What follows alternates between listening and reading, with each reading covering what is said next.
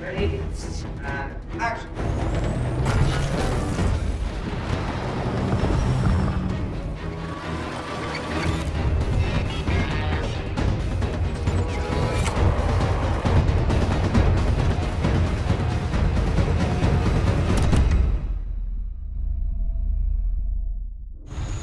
I like world creation. I think that's world building. It's really interesting, but the idea was making a family movie that has a dark, quirky edge to it. Warning.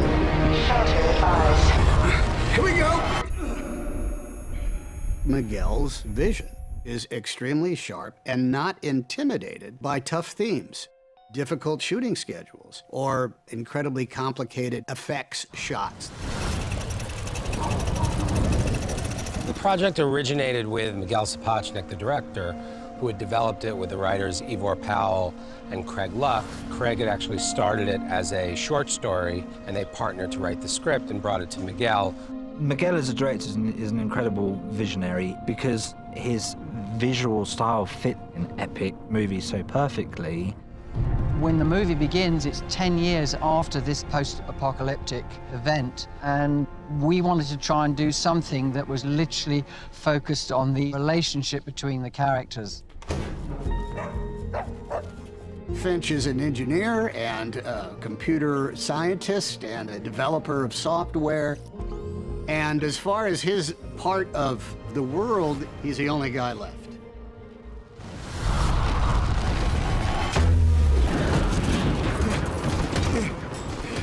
We're in a facility that operated as a soundstage. But when Finch has to escape from this part of the world, then everything else that was outdoors, and we shot literally, outdoors. So he has this escape vehicle that he's slowly been putting together, and they got to pile into the family RV and take off. When we're trying to create a world for these characters to exist in, the RV is a central character. We spend maybe 50–60% of the film in a road trip. It's something that can live, it has a little kitchen, and if I jack it up and I put it on big old monster truck wheels, then I'm going to roll over any obstacle I can.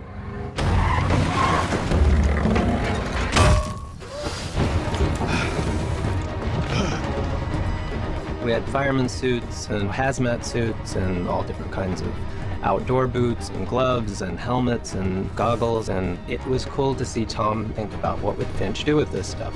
I had a lot of costume fittings and meetings, and I was very glad to be in my ultraviolet protection suit there because everybody else was just windburned, and I kind of got to sit inside with an air-conditioned helmet even when we were outside.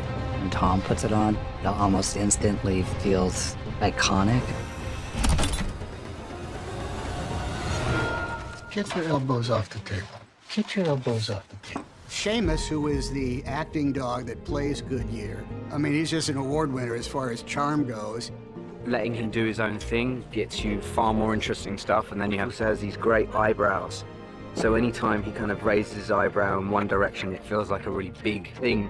We hired the best dog trainer in the business in Mark Forbes, and we basically auditioned a bunch of dogs. We narrowed it down to 2 of our favorite dogs, and then we had Tom Hanks come in and help us decide on Seamus. Seamus had verve. He carried with him a type of mysterious gravitas. The projection, I think, that comes along with a man, and his dog in this case, is that the audience begins to supply Seamus's dialogue. All right, you're next. Come here, dog breath. Come on. They begin to understand what, in this case, Goodyear is thinking and what his responses are to it. Oh. Where's your paw? Is it here? I'd like to think that as the actor, I bring a number of goods to the mix.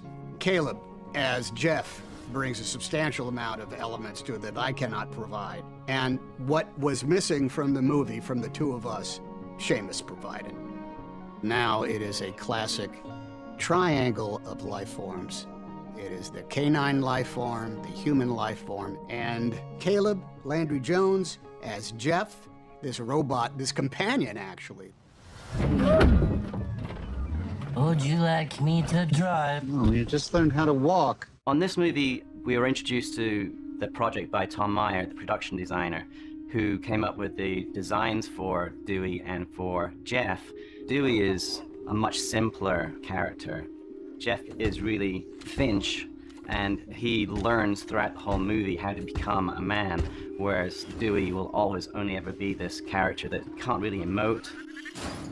Jeff was really a great design and something that was grounded in the real world. So his head is the top of a welding gas tank. A lot of his body parts from finding things that you would use in a real workshop. Jeff is 6'6" tall. So we created stilts. So the interesting part of the performance of Jeff is the gait of the walk. We got so used to working with Caleb, and we used mocap, a Moven suit that records his movements. That's been a really interesting and experimental thing. One of the other things that Miguel told me when we were designing Jeff is can opener, right in his chest, right where his heart needs to be. His heart is the well-being of the dog. These robots take on a certain humanity that other robots in the past certainly don't seem to have had. And I think you get that from the performance of puppeteers, Caleb, and the CG Jeff. Tornado detection. Shelter advised. It was so windy that day that we had wind machines that lay unused because we had about a 50 to 60 mile an hour wind that was blowing all the sand. The great thing about CGI now is you can do anything, and I didn't remember Caleb in costume. I was just seeing Jeff as Jeff. Get back in here!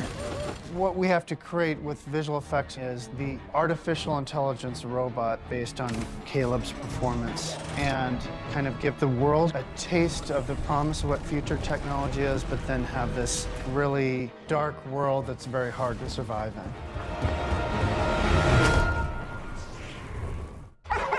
Hey! What's all the fuss? I learned to talk dog. The beautiful thing that the film does, that I think the audience recognizes, is that it is not human to be alone. It is not human to be a solo being. We must have company. Because in company we find companionship, we find love. That's the high country, man. When you can capture that on film.